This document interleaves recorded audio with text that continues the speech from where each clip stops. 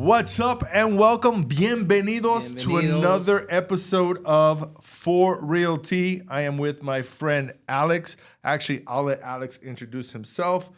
I'm Chris, your real estate trusted advisor, your realtor in the Metro Atlanta area. So if you have any questions, please feel free to message us, reach out. But Alex, go ahead and introduce yourself and we'll get into it. Hello, my name is Alex Rustri and I'm a loan officer with Acopia Home Loans. Hola, yo soy Alex Rustrian, soy un prestamista con Acopia Home Loans. Yeah, well, Alex, let's get into it. Muchos de nuestros clientes, hispano, well, de todo, it doesn't matter, are looking for assistance nowadays with everything being so expensive, with inflation, well, sort of coming down, but we don't see really prices of housing or things in general coming down. ¿Cómo nosotros le podemos ayudar, darle alguna asistencia de pagaré or, to help them pay down payments or whatever it is, closing costs? Hay mucha plática ahí afuera que hay ayuda del gobierno para primer comprador que te puede ayudar a comprar la casa. Normalmente, si haces un préstamo regular, a typical loan, right? You have to put down 3.5%. Okay. Se tiene que poner 3.5%, pero con la ayuda del gobierno o el Down Payment Assistance Program te dan el 3.5%. Una misconcepción que hay hoy en día que people, when you say 100% financing, ahí es cuando se confunde la gente. Right, they think nothing is coming out of pocket. $0 towards closing. And I understand because it's the way people word it. 100%. Cuando uno piensa 100%, you think 100%. And that's true. But it doesn't include los gastos del cierre. Closing costs is what you need to bring from your pocket. Right. Well, the good thing is with the market now, we're at July of 2023. Some sellers are willing, and most sellers are willing to help with seller contribution closing costs. And it just comes down to being able to negotiate. I'm working with people right now where I'm getting a roof repaired, or actually a complete roof replacement, and it's $6,000 in seller's contribution. But I hear a lot of agents on social media, and I want to say it's sort of bamboozling, lying the 100%, and they mislead them. And at the point that it's too late, they're already in contract or they're already so far ahead of the process that these people are like, wow, I didn't know I have to pay closing costs, or I didn't know I have to pay this and this. But I want to get into how the down payment assistance how it actually works and who qualifies for that stuff. So let's start with, what are the requirements? Who qualifies for it? Well, the requirements would be being a first-time home buyer, okay? And there's it's because the thing is I have 5 down payment assistance program. Each of them has its different requirements, okay? There's one of them that doesn't require you to be a first-time home buyer. And there are some that do require you to be a first-time home buyer. So, but in a good overview, I would say have a 2-year work employment history. Okay. Have I would say you can be a first-time home buyer. That would be depending on what type of program. Sure. And have at least some money saved. I'm not asking you for $20,000. Maybe about $6,000 to $12,000. To be comfortable. Something that will make things possible for you depending on the purchase price. Right. And that's a big key factor. Because if you're looking for like $450, $500, $600, we're definitely going to need a lot more funds. Yes. For example, somebody with a 640 and under, you would need 2 months of reserves after closing. 640,000 purchase price, or we're talking about 640 credit score? 640 credit score. Okay, yeah. All right, so 640 credit score, you'll need a little so more. People usually with a 640 and under, it's not impossible, but it will require a bit more documentation and proof of funds. Somebody that will have it easy is somebody with a 680 credit score and up. all day will be easy. For example, there's a program called FHLB, which gives you 12,500 towards closing costs. You know, That's up to. up. That doesn't guarantee you're gonna get it all. No, you get it all. Oh, you get wow. Okay. 12,500. I got this guy. He's a firefighter. They're giving him 15,000 because when you're an essential worker, they give you 15,000. So essential worker, teacher, So police, okay, teachers, nurses count. police. Man, Even if you nice. work at a CVS pharmacy, you're still considered an essential worker. So if you're a pharmacist, Yes. not working behind the counter at the CVS. but No, you're a pharmacist Got you. behind the counter of the pharmacy. Yeah, I just wanted to clear that. Yeah. But so we do have the help. You've done it a lot. Oh yeah. Does that lower the purchase power? In some occasions, it depends. If you have a 680 and credit score up, it would kind of be around the same. Okay. Okay. Now, if you have below 680, then yes, that would definitely lower the purchase power. All right, because you're borrowing the money now. Just because it will have a little bit of a higher interest rate. Got you. You know, or there is another program that they give you a loan. So it's a subordinate loan, is a second loan, the mortgage, and then the regular down payment assistance. That perfect, because that was going to be my next question. Is some of the down payment assistance has to be paid back? Yes. And there are other options where it does not have There's to be paid options back. as if you live in the house for 5 years or more, you don't have to pay it back. But if let's say you live in the house less than 5 years, you have to pay it all back with interest, or how does that work?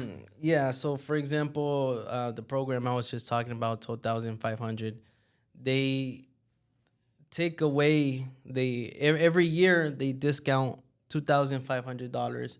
Okay. So by the third year, the first year they take out 2,500. The second year another 2,500. So on the third year that leaves you owing $7,000. Mm-hmm. So if you decide to sell or refinance the home, you just have to pay back the $7,000, not the $12,500. Right, but if you're selling the home, I mean, you're not pulling it out of your pocket. Technically, it's coming out of the sale of the home. Exactly. So it's not a burden. Then it's forgivable after living in the home for 5 years. Okay. So you're not paying any interest on it throughout the process. Yeah, I think it's a very good program. No, it's a great program if you need the help. Yes. If you need the help, it's a great program. But of course, there are restrictions to it. Yeah, like one of the I would say income limits. Okay. Would be one of the restriction. Like for example, in Fulton County, DeKalb County, Gwinnett County, a household of one person is $55,000. That's how Which much is they still have to make a realistic. year. Yeah. Is that gross or net? That's gross. That's the max they can be making.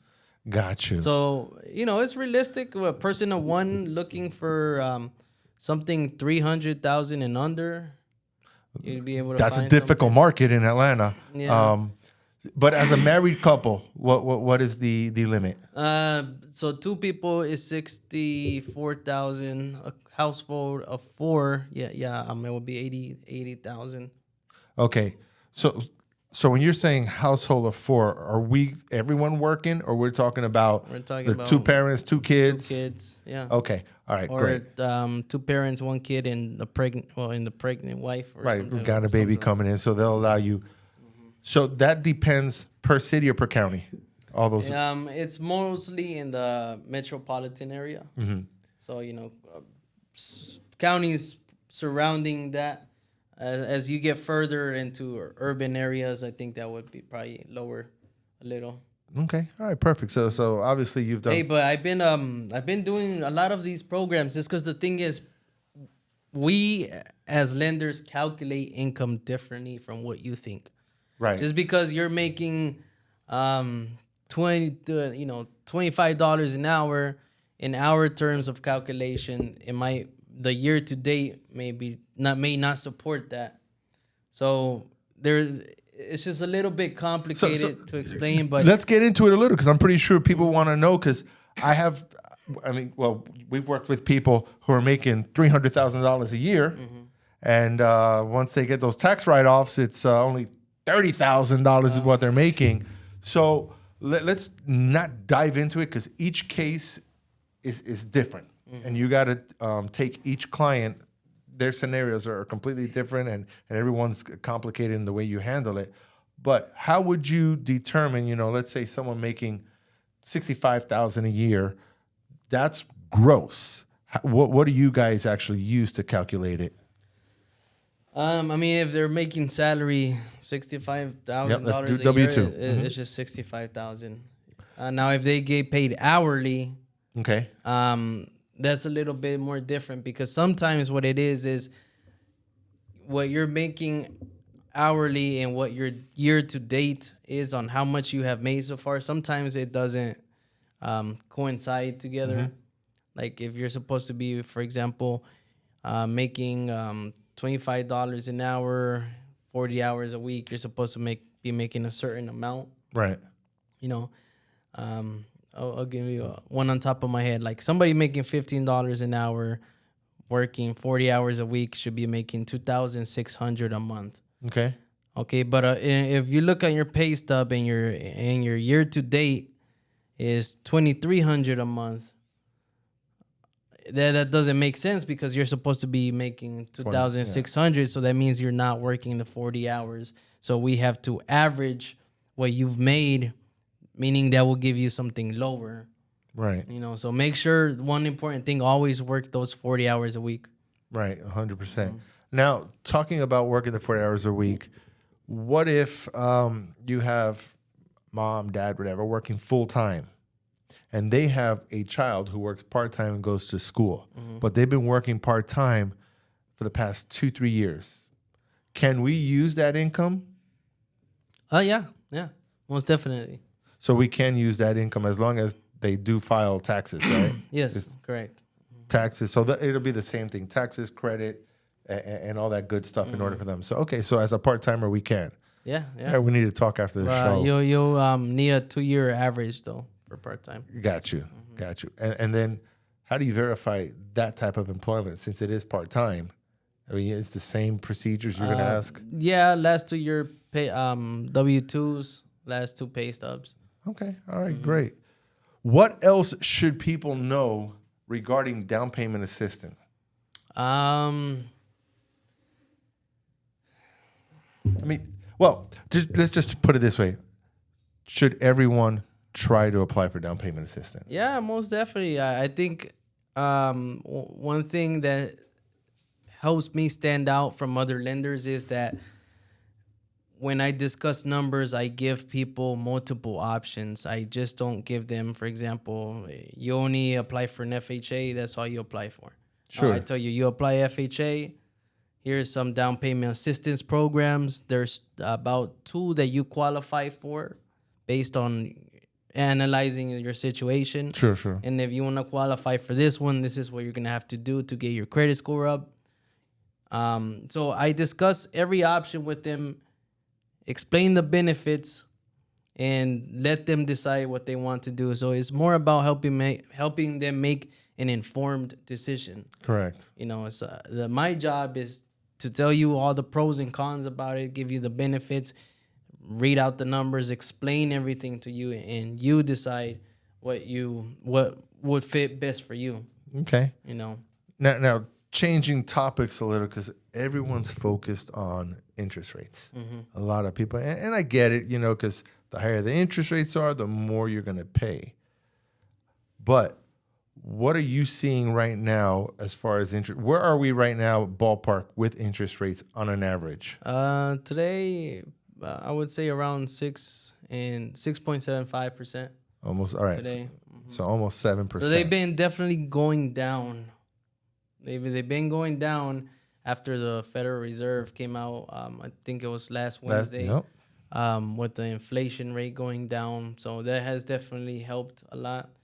But yeah, we were at a point where we were like at 7.5 higher.